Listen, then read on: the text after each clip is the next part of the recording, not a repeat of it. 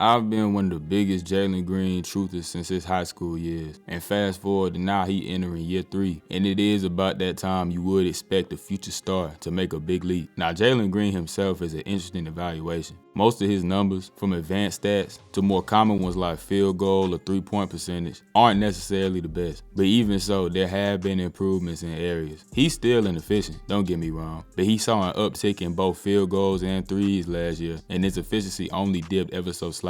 Something else to notice is increase in free throw attempts. Honestly though, I don't too much care for the numbers. I ain't trying to read all of that, I'm trying to look at the film, and the film is more encouraging than anything.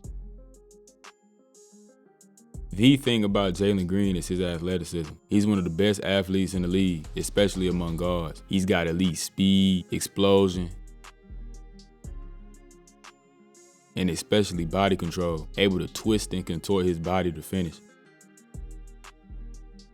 I've noticed a few little nuances in JG's game while watching, including how often he resorts to the inside hand finish. They help you get your shots up quicker and can help getting you easier finishes if they throw off the timing of your defender. But one of the biggest areas Jalen shines in is on the fast break, where he's able to constantly burn the defense.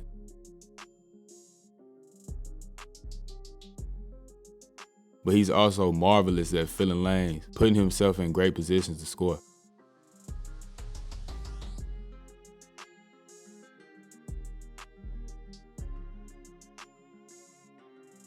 Now, all things considered, he ain't actually the best finisher just yet. He gave you 55% at the rim and shot 44% on drives. Now, all the tools to be an elite finisher, or at least close to it, is all there. The first order of business is to cut out some of them forced drives, but also continuing to add strength over the years will help as well. A good thing right now though is that he don't at all shy away from contact. And it's not like he's incapable of finishing through it. That's just not something I would consider a strength yet.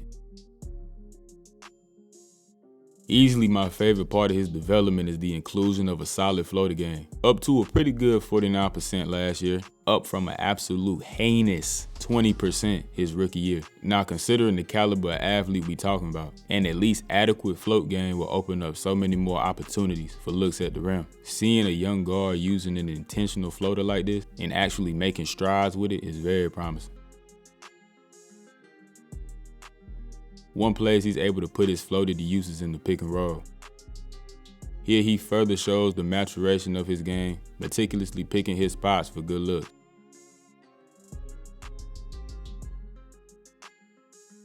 And he also does this just in regards to overall shot creation. Jalen saw major improvement in his mid-range game last year, almost doubling his attempts from his rookie year, while also slightly increasing efficiency up to 40%. He showed to get a lot more comfortable in these areas as the season went on. Obviously, the efficiency still ain't great, but the flashes of a 3-level score are there early. Jalen shows a pretty good ability to get separation in this area of the floor, as well as some great elevation to help get tougher shots up. Again, this is an area where Jalen saw a lot of improvement last year, and it's going to be the place that determines how good Jalen Green is offensively. But if he can continue to make strides in the mid-range, boy, he's going to be hard to stop.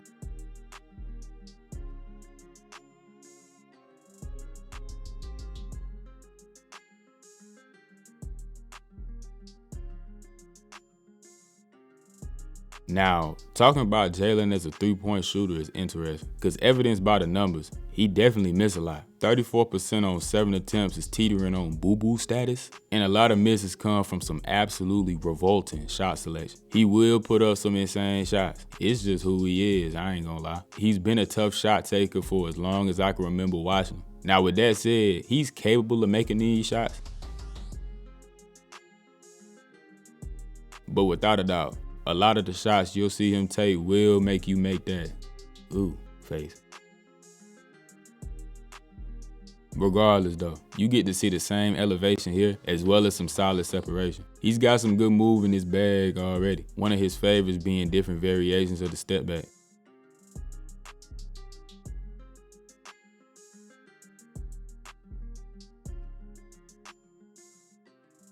Probably my second favorite part of his game at this point is actually his shooting off the catch. He shot 39 and 35% and spot up and catch and shoot situations respectively last year. And to me at least, he looked very comfortable there. It allowed for him to get so many more easy looks, and I do think that's why he converted there at a slightly higher clip than off the dribble.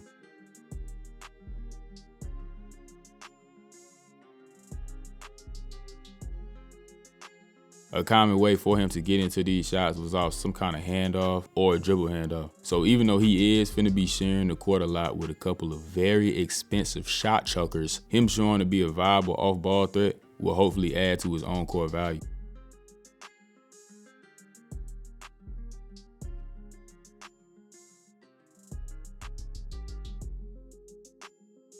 So yeah, Jalen Green is an interesting case.